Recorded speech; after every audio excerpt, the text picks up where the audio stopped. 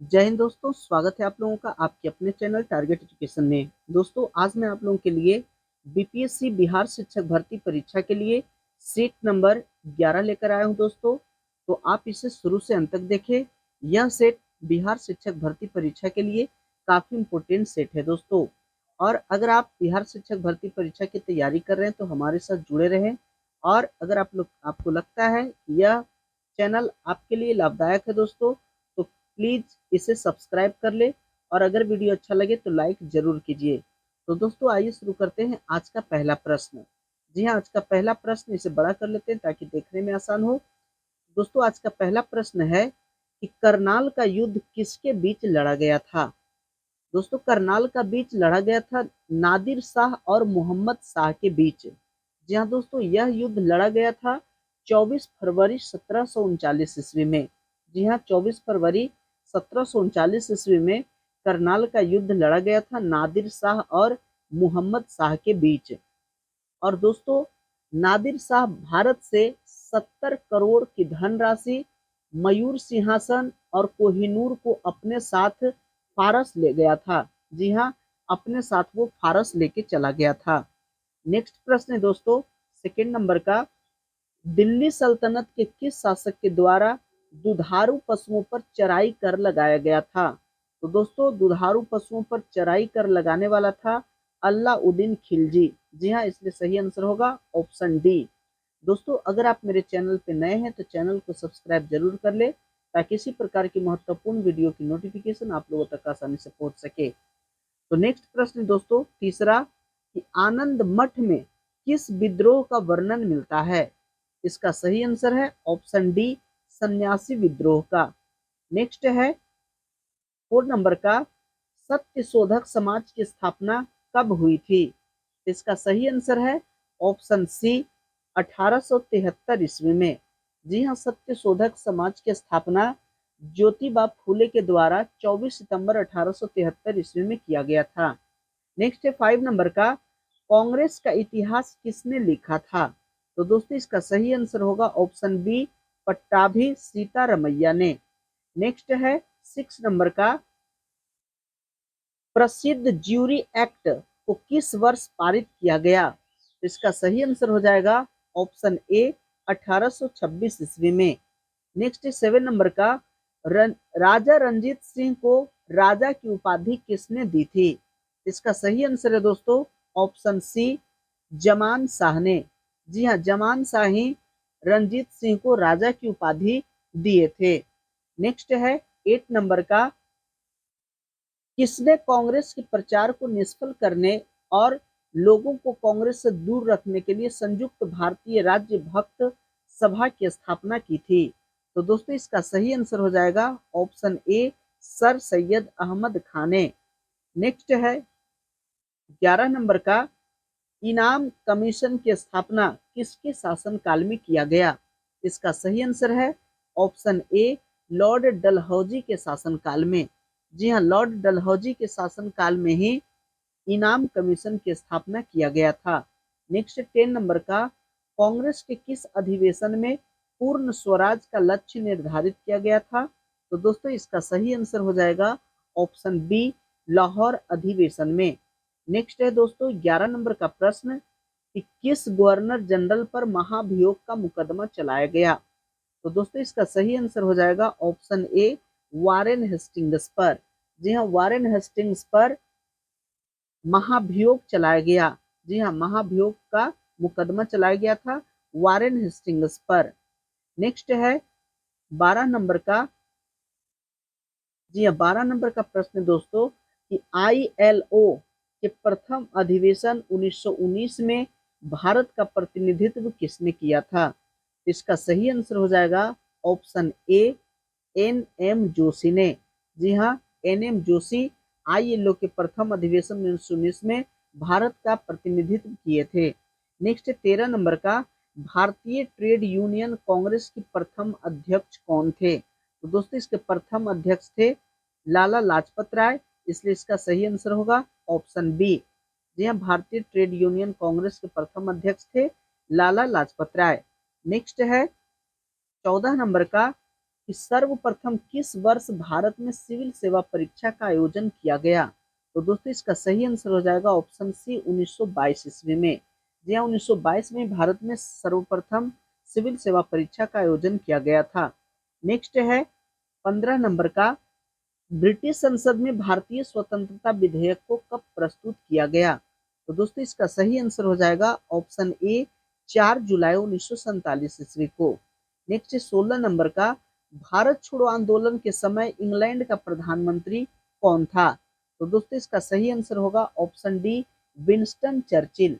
जी हाँ, Winston Churchill ही भारत छोड़ो आंदोलन के समय ये इंग्लैंड का प्रधानमंत्री था, जिन्होंने महात्मा गांधी को अर्धनग्न फकीर कहा है। नेक्स्ट है 17 नंबर का, क्रिप्स मिशन को निम्नलिखित में से किसने उत्तर दिनांकित चेक यानी पोस्ट डेटेड चेक कहकर आलोचना की?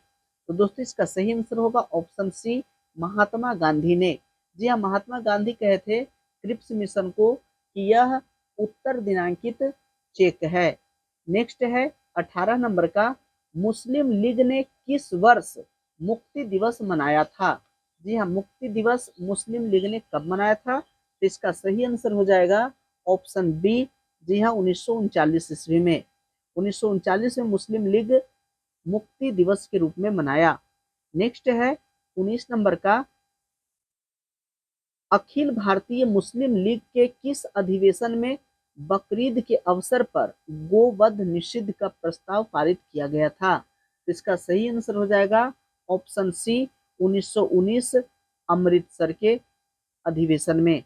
नेक्स्ट है 20 नंबर का, निम्नलिखित घटनाक्रम को काल क्रम के अनुसार अवरोही क्रम में व्यवस्थित कीजिए। जी हाँ, अवरोही क्रम में व्यवस्थित कीजिए। तो दोस्तों इसमें से जो सबसे राजगोपालाचारी योजना, यह 1944 का है। जी हाँ, 1944 का। और उसके बाद बेवेल योजना, यह 1945 का है। 1945। माउंट बेटन योजना 1947 का है। जी हाँ, 1947 का। और कैबिनेट मिशन योजना, तो दोस्तों कैबिनेट मिशन योजना 1946 का है। 1946 का। तो इस प्रकार से इसका सही आंसर होगा ऑप्शन डी। जी हाँ, ऑप्शन डी। सबसे पहले सी राजगोपाल 1944, उसके बाद 1945, 1947, पहले 1946 उसके बाद 1947, इसलिए इसका सही आंसर होगा ऑप्शन डी। नेक्स्ट है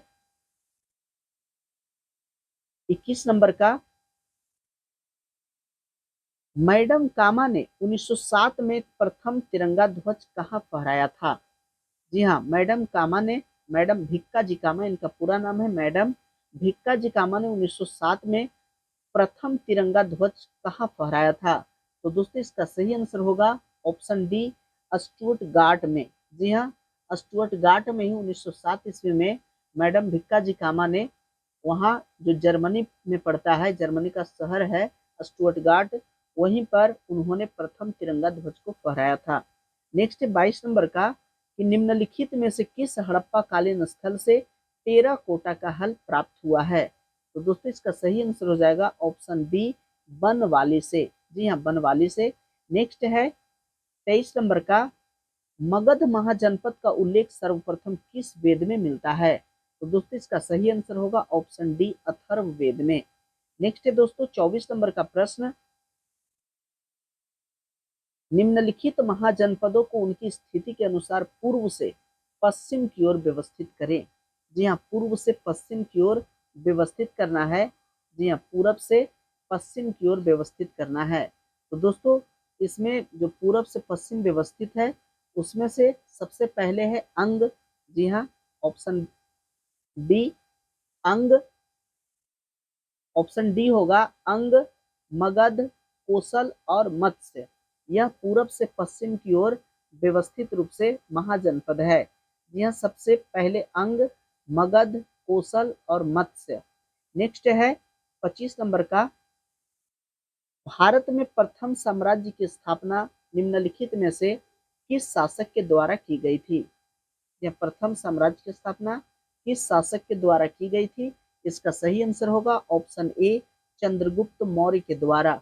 जी हाँ, चंद्रगुप्त मौर्य के द्वारा ही, यहाँ पर चंद्रगुप्त मौर्य के द्वारा पहला राजवंश 137 वर्ष तक शासन किया यहाँ, और मौर्य का शासनकाल 322 ईस्वी पूर्व से 298 ईस्वी पूर्व तक रहा। जी हाँ, 322 ईस्वी पूर्व से 298 ईस्वी पूर्व तक चंद्रगुप्त मौर्य का शासनकाल रहा, और यह पहला साम्राज्य था जिन्होंने जिन्होंने यहाँ भारत में शासक के तौर पर यहाँ शासन किए। नेक्स्ट है 26 नंबर का, सोने के सिक्के जारी करने वाला पहला गुप्त राजा कौन था? तो दोस्तों इसका सही आंसर हो जाएगा ऑप्शन बी, चंद्रगुप्त प्रथम। नेक्स्ट है 27 नंबर का, कि हर्षवर्धन प्रशासन के संबंध में गलत कथन का चयन करें। ये इनमें से गलत कथन कौन सा है? इसका गलत कथन है ऑप्शन सी। जी हाँ, सती प्रथा प्रचलित नहीं थी। जी हाँ, जबकि सती प्रथा प्रचलित थी ये हर्ष के शासनकाल में, इसलिए यहाँ गलत ऑप्शन है सी। नेक्स्ट है 28 नंबर का, सूची 1 और सूची 2 का मिलान करना है। जी हाँ, सूची 1 और सूची 2 का मिलान करना है। तो यहाँ देखिए,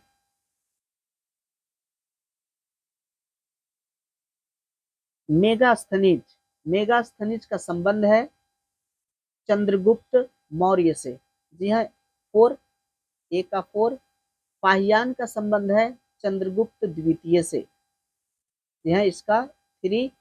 और भेनसांग, भेनसांग का संबंध है हर्षवर्धन से, इसलिए इसका हो जाएगा सी का 2। और डायनोसियस, डायनोसियस का संबंध है ऑप्शन 1 यानी कि अशोक से, इसलिए इसका 1। इस प्रकार से 4321, 4321 देखिए ऑप्शन बी में दिया गया है 4321, इसलिए इसका सही आंसर होगा ऑप्शन बी। नेक्स्ट है 29 नंबर का, सिकंदर के द्वारा भारत विजय का अभियान किस वर्ष किया गया था? तो दोस्तों इसका सही आंसर होगा ऑप्शन बी, 326 ईस्वी पूर्व में। नेक्स्ट है 30 नंबर का, सूर्य सिद्धांत किसने लिखा है? इसका सही आंसर होगा ऑप्शन ए, आर्यभट्ट ने। जी हाँ, आर्यभट्ट के द्वारा सूर्य सिद्धांत लिखा गया। नेक्स्ट है 31 नंबर का, 31 नंबर का प्रश्न है, विश्व विरासत संधि पर भारत ने किस वर्ष हस्ताक्षर किया था? इसका सही आंसर हो जाएगा ऑप्शन डी, 1976 ईस्वी में। जी हाँ, 1976 ईस्वी में ही विश्व विरासत संधि पर भारत हस्ताक्षर किया था। नेक्स्ट 32 नंबर का, भारत का पहला परमाणु रिएक्टर निम्नलिखित में से कौन सा है? इसका सही आंसर होगा ऑप्शन ए, अप्सरा। नेक्स्ट है 33 नंबर का, अंतर्राष्ट्रीय श्रम संगठन का मुख्यालय कहाँ स्थित है? इसका सही आंसर हो जाएगा जेनेवा, ऑप्शन सी। नेक्स्ट है 34 नंबर का, उदय भूमि निम्न में से किस महापुरुष की समाधि स्थल है? जी हाँ, उदय भूमि, इसका सही आंसर है के आर नारायणन। जी हाँ, K R Narayanan, option D. Next है दोस्तों 35 नंबर का, देश का सर्वोच्च वीरता पुरस्कार निम्नलिखित में से कौन सा है? तो दोस्तों देश का सर्वोच्च वीरता पुरस्कार है परमवीर चक्र। जी हाँ, परमवीर चक्र, ऑप्शन सी, यह जो है सर्वोच्च वीरता पुरस्कार है। नेक्स्ट है 36 नंबर का, निम्नलिखित राज्यों में समूहों में से किस एक समूह का समुद्र तट अरब सागर से सीमा साझा करती है? इसका सही आंसर हो जाएगा ऑप्शन डी, कर्नाटक, केरल और गुजरात के साथ। जी हाँ, कर्नाटक, केरल और गुजरात के साथ यह जो है अरब सागर से सीमा साझा करती है। नेक्स्ट है 37 नंबर का, केचुओं को किसानों का मित्र माना जाता है, इसके लिए निम्नलिखित में से सही कारणों को चुनिए। जी हाँ, सही कारण कौन सा है? यहाँ देखिए कहता है कि केचुए मृत परजीवी और पौधों को खाते हैं तथा इनके मल से जमीन उपजाऊ बनती है, यह सही कथन है। दूसरा कहता है कि केचुए खरपतवार खाते हैं जिससे मुख्य फसल की रक्षा होती है, यह गलत है। तीसरा है कि केचुए खेत की मिट्टी को छिद्रयुक्त बनाते हैं जिससे जमीन हल्की हो जाती है, यह सही है। और 4 में कहता है केचुओं द्वारा बनाए गए छेदों से जमीन को आसानी से हवा और पानी मिल पाता है, यह भी सही है। इस प्रकार से 1, 3 और 4 वाला ऑप्शन सही होगा। तो देखिए 1, 3, 4 किसमें है, तो 1, 3, 4 है ऑप्शन बी में। जी हाँ, इसलिए इसका सही आंसर होगा ऑप्शन बी, 1, 3 और 4। नेक्स्ट है 38 नंबर का कि प्राथमिक स्तर पर भाषा सीखने सिखाने का अर्थ क्या है। तो दोस्तों इसका सही अर्थ है ऑप्शन ए, भाषा का प्रभावी प्रयोग। जी हाँ, भाषा का प्रभावी प्रयोग करने के लिए भाषा को सीखने और सिखाने का मतलब होता है। नेक्स्ट है 39 नंबर का, कहानियां बच्चों को भाषा विकास के किस पक्ष को सर्वाधिक प्रभावित करती है। तो दोस्तों इसका सही आंसर हो जाएगा ऑप्शन बी, कल्पनाशीलता एवं सृजनात्मकता। जी हाँ, कल्पनाशीलता और सृजनात्मकता जो है ये कहानियों बच्चों के भाषा विकास में सबसे ज्यादा प्रभावित करती है। नेक्स्ट है 40 नंबर का, अक्टूबर 2022 में डेनमार्क के फाउंडेशन फॉर एनवायरनमेंट एजुकेशन द्वारा भारत के किस राज्य या केंद्र शासित प्रदेश के 2 समुद्री तटों को ब्लू फ्लैग का प्रमाणन पत्र प्राप्त किया गया है। इसका सही आंसर होगा ऑप्शन बी, लक्षद्वीप को। नेक्स्ट है 41 नंबर का, हाल ही में प्रधानमंत्री नरेंद्र मोदी ने भारत के किस शहर में महाकाल लोक गलियारा परियोजना के पहले चरण का उद्घाटन किया है। इसका सही आंसर होगा ऑप्शन सी, उज्जैन में। जी हाँ, उज्जैन में। नेक्स्ट है 42 नंबर का, हर घर गंगा जल योजना के संबंध में निम्नलिखित में से कौन सा कथन सही नहीं है। तो दोस्तों इसका सही कथन, यहाँ जो कथन दिया गया है, यह योजना बिहार सरकार द्वारा जल जीवन हरियाली मिशन के तहत शुरू की गई है। सही ऑप्शन है। इसका पहला चरण राजगीर में शुरू किया गया तथा दूसरा चरण नवादा में लागू किया जाएगा। सही है। और तीसरा, इसके तहत प्रत्येक लाभार्थी को पीने और घरेलू उद्देश्य के लिए प्रतिदिन 135 लीटर गंगा जल प्राप्त होगा। यह भी सही है। इसलिए इसका सही आंसर है ऑप्शन डी। यहाँ कह रहा है कि कौन सा कथन सही नहीं है, तो यहाँ सभी कथन सही है, इसलिए इसका ऑप्शन डी होगा कि इनमें से कोई नहीं। नेक्स्ट है 43 नंबर का, कि ड्रोन के माध्यम से दवाइयां पहुंचाने के लिए भारत का पहला ड्रोन स्टेशन कहां स्थापित किया गया है। तो दोस्तों पहला ड्रोन ये जो पहला ड्रोन स्टेशन स्थापित किया गया है वह है मेघालय में, इसलिए इसका सही आंसर होगा ऑप्शन सी। नेक्स्ट है 44 नंबर का, नवंबर 2022 में प्रधानमंत्री नरेंद्र मोदी ने किस शहर में स्टैचू ऑफ प्रोस्पेरिटी का अनावरण किया है। इसका सही आंसर होगा ऑप्शन बी, बेंगलुरु में। नेक्स्ट है 45 नंबर का, टाइम्स मैगजीन द्वारा पर्सन ऑफ द ईयर 2022 किसे चुना गया है। इसका सही आंसर होगा ऑप्शन ए, व्लादिमीर जेलेंस्की को। जी हाँ, टाइम्स मैगजीन द्वारा पर्सन ऑफ द ईयर चुना गया है व्लादिमीर जेलेंस्की को। जी हाँ, व्लादिमीर जेलेंस्की जो है ये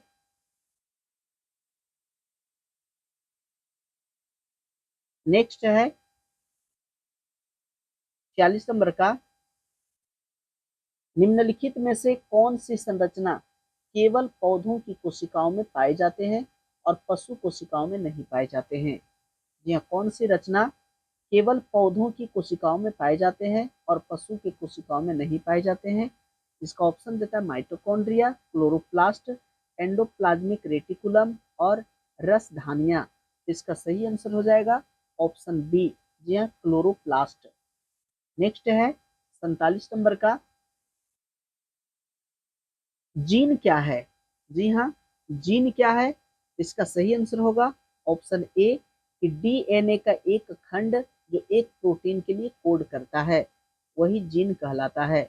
नेक्स्ट है 48 नंबर का, किस प्रकार के कोशिका विभाजन से 2 समान संतति कोशिकाओं का निर्माण होता है। इसका सही आंसर होगा ऑप्शन बी, जी हाँ, माइटोसिस। नेक्स्ट है 49 नंबर का, किस वैज्ञानिक ने उपार्जित लक्षणों की वंशागति सिद्धांत का विचार प्रतिपादित किया था। जी हाँ, वंशागति सिद्धांत के विचार को प्रतिपादित किसने किया। इसका सही आंसर हो जाएगा option C, Jean Baptiste Lamarck ने। जी हाँ, जीन बैप्टिस्ट लेमार्क ने। नेक्स्ट है 50 नंबर का, यह 50 नंबर का प्रश्न है, दोस्तों आपसे छोटी सी रिक्वेस्ट है कि यदि अभी तक मेरे चैनल को सब्सक्राइब नहीं किया तो चैनल को सब्सक्राइब कर लें, बेल आइकन को जरूर दबाइए ताकि इसी प्रकार की महत्वपूर्ण वीडियो की नोटिफिकेशन आप लोगों तक आसानी से पहुंच सके। नेक्स्ट 50 नंबर का प्रश्न है, कड़वाहट के लिए मानव जीभ का संवेदनशील क्षेत्र कौन सा है? तो दोस्तों इसका सही आंसर होगा ऑप्शन सी, पीछे का भाग। जी हाँ, पीछे का भाग जो होता है वह कड़वाहट को पहचानता है। नेक्स्ट है 51 नंबर का, कि एक स्वस्थ वयस्क मनुष्य में रक्त का कुल मात्रा कितना होता है? इसका सही आंसर है ऑप्शन ए, 5 से 6 लीटर। नेक्स्ट है 52 नंबर का, महिला सेक्स हार्मोन कौन सा है? तो दोस्तों महिला सेक्स हार्मोन जो है वह है एस्ट्रोजन, इसलिए इसका सही answer option A, estrogen. Next है 53 नंबर का, टाइफाइड तथा कॉलरा विशिष्ट उदाहरण है। किसका विशिष्ट उदाहरण है? इसका सही आंसर हो जाएगा ऑप्शन सी, जलजन्य रोगों के। जी हाँ, जलजन्य रोगों के विशिष्ट उदाहरण है टाइफाइड तथा कॉलरा। नेक्स्ट है 54 नंबर का, प्रोकैरियोटिक कोशिकाओं की साइटोप्लाज्मिक झिल्ली किसके बनी होती है? जी हाँ, प्रोकैरियोटिक कोशिकाओं की साइटोप्लाज्मिक झिल्ली किससे बनी होती है? इसका सही आंसर हो जाएगा ऑप्शन ए, फॉस्फोलिपिड्स। जी हाँ, फॉस्फोलिपिड्स की। नेक्स्ट है 55 नंबर की, एसआई प्रणाली में मूल इकाई और व्युत्पन्न इकाई के बीच क्या अंतर होता है? इसका सही आंसर है ऑप्शन ए, मूलर इकाइयां माप की मूलभूत इकाइयां हैं, जबकि व्युत्पन्न इकाइयां मूलर इकाइयों के संयोजन है। नेक्स्ट है 56 नंबर का, विद्युत चुंबकीय तरंगों का वेग कितना होता है? तो दोस्तों विद्युत चुंबकीय तरंगों का वेग होता है 3 गुने 10⁸ मीटर प्रति सेकेंड, इसलिए सही आंसर होगा ऑप्शन ए। नेक्स्ट है 57 नंबर का, निम्नलिखित में से कौन सा नियम बताता है कि एक वस्तु स्थिर अवस्था में ही रहेगी और गतिमान वस्तु एक स्थिर वेग के साथ गति में जारी रहेगी जब तक कि असंतुलित बल द्वारा कार्य नहीं किया जाता है? तो दोस्तों इसका सही आंसर होगा ऑप्शन ए, न्यूटन का पहला नियम। जी हाँ, न्यूटन का पहला नियम कहता है दोस्तों कि अगर कोई वस्तु गतिशील है तो वह गतिशील रहेगी, और अगर कोई स्थिर है तो स्थिर रहेगी जब तक कि उस पर कोई असंतुलित बाहरी बल कार्य न करे। नेक्स्ट है 58 नंबर का, घर्षण के संबंध में निम्नलिखित में से कौन सा कथन सत्य है? जी हाँ, घर्षण के संबंध में कौन सा कथन सत्य है? इसका सही आंसर होगा ऑप्शन ए, घर्षण सदैव वस्तु की गति का विरोध करता है। जी हाँ, घर्षण जो है हमेशा वस्तु की गति का विरोध करता है। यह ऑप्शन सही है, इसलिए सही आंसर ऑप्शन ए। नेक्स्ट है 59 नंबर का, कि किसी बंद पात्र में गैस है तो गैस में तापमान और दबाव के बीच क्या संबंध होगा? जी हाँ, गैस में तापमान और दबाव के बीच क्या संबंध होगा? इसका सही आंसर है ऑप्शन ए। जी हाँ, जैसे जैसे तापमान बढ़ता है दबाव बढ़ता जाता है। जी हाँ, जैसे जैसे तापमान बढ़ेगा दबाव बढ़ता जाता है। नेक्स्ट है 60 नंबर का, दृश्य प्रकाश के किस रंग की तरंगदैर्घ्य सबसे कम होती है? या सबसे कम तरंगदैर्घ्य किसकी होती है? सही आंसर ऑप्शन डी, बैगनी बैगनी रंग का। जी हाँ, और सबसे ज्यादा जो तरंगदैर्घ्य होता है वह लाल रंग का होता है। नेक्स्ट है दोस्तों 61 नंबर का, 61 का प्रश्न है कि किसी वस्तु का आकार उसके द्वारा उत्पन्न ध्वनि को कैसे प्रभावित करता है? किसी वस्तु का आकार उसके द्वारा उत्पन्न ध्वनि को कैसे प्रभावित करता है? इसका सही आंसर होगा ऑप्शन बी, किसी वस्तु का आकार उसके द्वारा उत्पन्न ध्वनि की आवृत्ति और आयाम को प्रभावित कर सकता है। नेक्स्ट है दोस्तों 62 नंबर का, जब विद्युत ऊर्जा को ऊष्मा ऊर्जा में परिवर्तित किया जाता है तो ऊष्मा गति की कौन सा नियम लागू होता है? इसका सही आंसर होगा ऑप्शन ए, ऊष्मा गतिकी का पहला नियम। नेक्स्ट है दोस्तों 63 नंबर का, आयोडीकृत लवण में क्या रहता है? जी हाँ, आयोडीकृत लवण में क्या रहता है? इसका सही आंसर होगा option D, potassium iodide. Next है 64 नंबर का, निम्नलिखित में से कौन सा कण उदासीन प्रकृति का होता है? जी हाँ, उदासीन प्रकृति का कौन होता है? इलेक्ट्रॉन, प्रोटॉन या न्यूट्रॉन? तो दोस्तों इसका सही आंसर हो जाएगा ऑप्शन सी। जी हाँ, केवल 3 यानी कि न्यूट्रॉन। जी हाँ, न्यूट्रॉन जो होता है वह उदासीन होता है। नेक्स्ट है 65 नंबर का, सबसे अधिक क्रियाशील धातु कौन सी है? जी हाँ, सबसे ज्यादा क्रियाशील धातु कौन सी है? ऑप्शन है सोडियम, कैल्शियम, आयरन और पोटेशियम। इसका सही आंसर होगा ऑप्शन डी, पोटेशियम। जी हाँ, पोटेशियम निम्नलिखित में से सबसे ज्यादा क्रियाशील धातु है। नेक्स्ट है 66 नंबर का, इलेक्ट्रॉन का निम्नलिखित में से कौन सा रूप एंटी पार्टिकल होता है? जी, एंटी पार्टिकल कौन सा रूप होता है इलेक्ट्रॉन का? इसका सही आंसर होगा ऑप्शन ए, जी हाँ, पॉजिट्रॉन। पॉजिट्रॉन इलेक्ट्रॉन का सबसे एंटी पार्टिकल रूप होता है। नेक्स्ट है 67 नंबर का, रेडियो एक्टिव तत्व से बाहर निकलने वाली बीटा किरणों की प्रकृति कैसी होती है? जी हाँ, बीटा किरणों की प्रकृति कैसी होती है? इसका सही आंसर हो जाएगा ऑप्शन सी, केंद्रक द्वारा उत्सर्जित आवेशित कण। जी हाँ। नेक्स्ट है 68 नंबर का, निम्नलिखित में से कौन सा कैल्शियम का अयस्क है? कैल्शियम का अयस्क कौन है? इसका सही आंसर ऑप्शन बी, फ्लोरा फ्लोरास्पर। जी हाँ, फ्लोरास्पर। नेक्स्ट है 69 नंबर का, सिरके में कौन सा अम्ल मौजूद होता है? तो दोस्तों सिरके में होता है एसिटिक अम्ल, इसलिए सही आंसर ऑप्शन सी। नेक्स्ट है 70 नंबर का, वायु में किस गैस की मात्रा सबसे अधिक होती है? तो दोस्तों वायु में सबसे जो ज्यादा मात्रा होती है वह होती है नाइट्रोजन की। जी हाँ, नाइट्रोजन सबसे ज्यादा होता है, उसमें 78%। सबसे ज्यादा नाइट्रोजन 78% और 21% होता है ऑक्सीजन, और ये दोनों मिलाकर के हो जाता है 99%, और बाकी 1% में अन्य गैसें होती है। नेक्स्ट है 71 नंबर का, यह 71 नंबर का प्रश्न है दोस्तों, निम्नलिखित में से किस अनुच्छेद के अंतर्गत वित्त आयोग के गठन का प्रावधान किया गया है? इसका सही आंसर होगा ऑप्शन सी, अनुच्छेद 280 में। नेक्स्ट है 72 नंबर का, निम्नलिखित में से संथाली, डोंगरी, मैथिली तथा बोडो को किस संशोधन के द्वारा 8वीं अनुसूची में शामिल किया गया था? जी हाँ, 8वीं अनुसूची में मैथिली, संथाली, डोंगरी, मैथिली अथवा बोडो को किस संशोधन के द्वारा 8वीं अनुसूची में शामिल किया गया था? इसका सही आंसर होगा ऑप्शन बी, जी हाँ, केवल 2, यानी कि 92वां संविधान संशोधन 2003 के द्वारा। नेक्स्ट है 73 नंबर का, किस अनुच्छेद के तहत आपातकाल के दौरान राष्ट्रपति के आदेश द्वारा अनुच्छेद 19 में वर्णित मौलिक अधिकार का स्वतः निलंबन हो जाता है?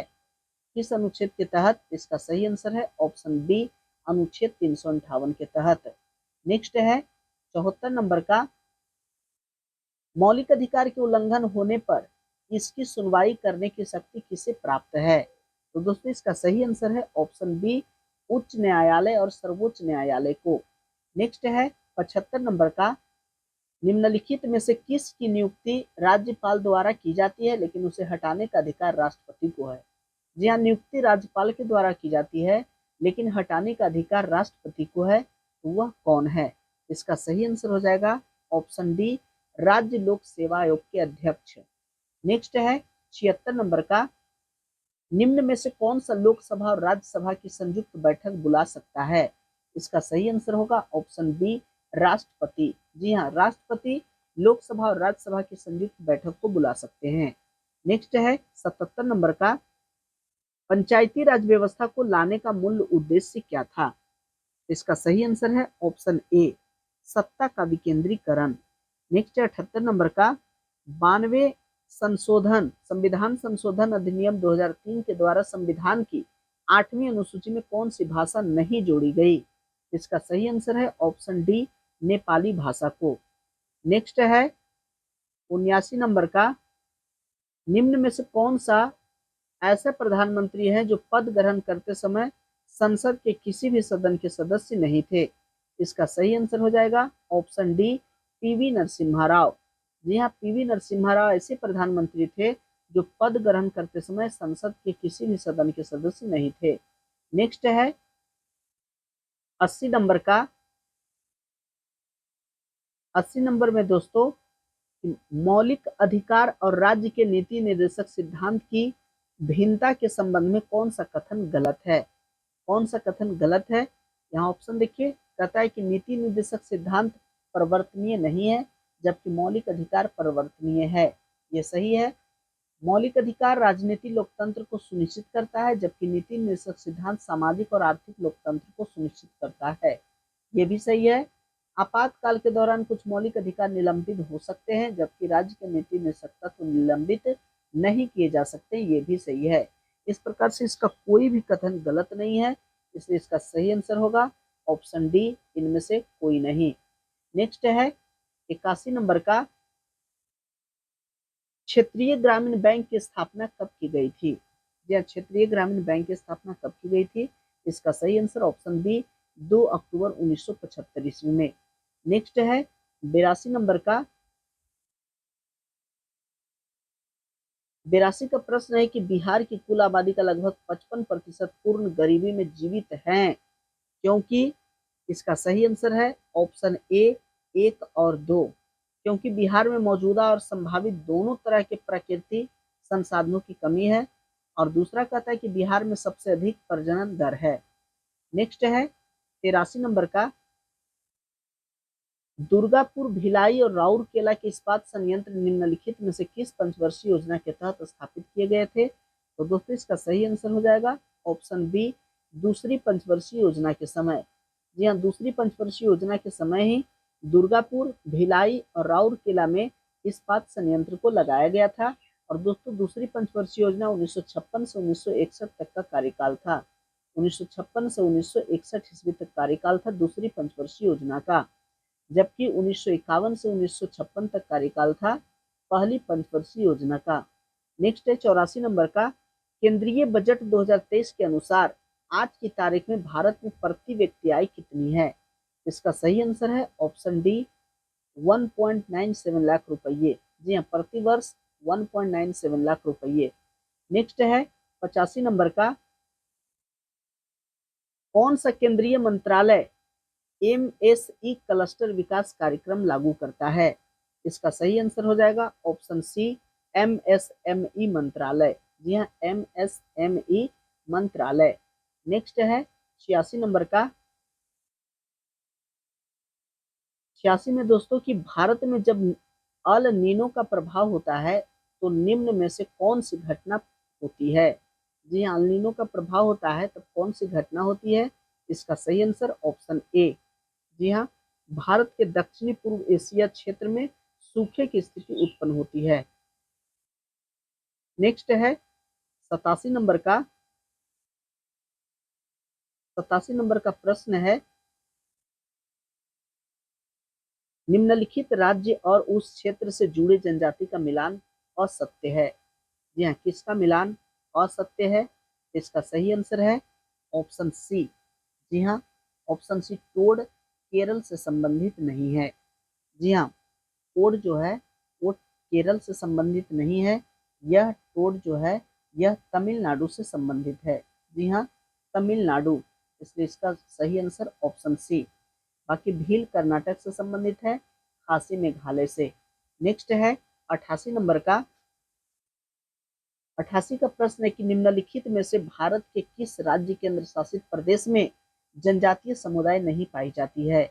इसका सही आंसर हो जाएगा ऑप्शन बी, हरियाणा में। जी, हरियाणा में जनजातीय समुदाय नहीं पाई जाती है। नेक्स्ट है 89 नंबर का, निम्नलिखित में से भारत में आने वाली सबसे पहला प्रजाति समूह कौन था? जी हाँ, पहला प्रजाति समूह कौन था? इसका सही आंसर हो जाएगा ऑप्शन ए, निग्रो। नेक्स्ट है 90 नंबर का, जनगणना 2021 के अनुसार भारत में जनजातियों का सही क्रम निम्न में से कौन सा है? जी हाँ, सही क्रम कौन सा है? इसका सही आंसर है ऑप्शन सी, भील, गोंड और संथाल। यह जनजातियों का सही क्रम है। नेक्स्ट है 91 नंबर का, बिहार राज्य के कुल कितने जिले पश्चिम बंगाल राज्य के साथ सीमा साझा करते हैं? इसका सही आंसर हो जाएगा ऑप्शन ए, 3 राज्य के साथ। जी हाँ, 3 राज्य पश्चिम बंगाल के साथ सीमा साझा करता है। और दोस्तों ये बिहार राज्य का जो 3 जिला है, और वह 3 जिला है किशनगंज, पूर्णिया और कटिहार।